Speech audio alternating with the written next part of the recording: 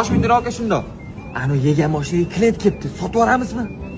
Bozorda odamlar sovutib ketdi. Mana shu yoqqa siqilib gaplashamiz. Hali oladimi yo'qmi u lagan?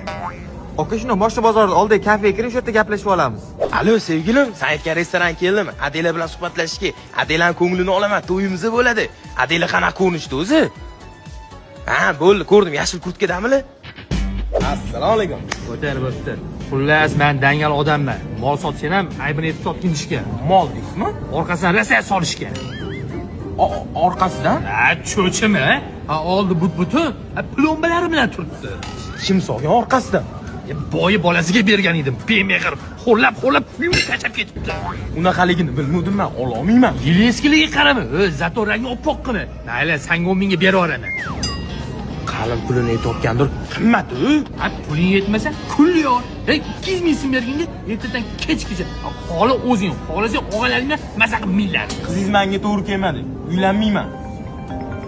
Alo, sen unaqa qizligini bilmadim. Nima deganingiz bu? Adam sizni yarim soatdan beri kutib o'tiribdilar. Mana yashil kurtkadagi odam bilan o'tiribman-ku. Do'ppilari ham bor boshlarida. To'ppilari bormi? Qanaqa qiz, kim uylanmoqsan, jinni? Men senga moshina sotolmayman. Uzr akeli stolda adashibman. Aqalay sotiladigan mashina sizlardanmikan?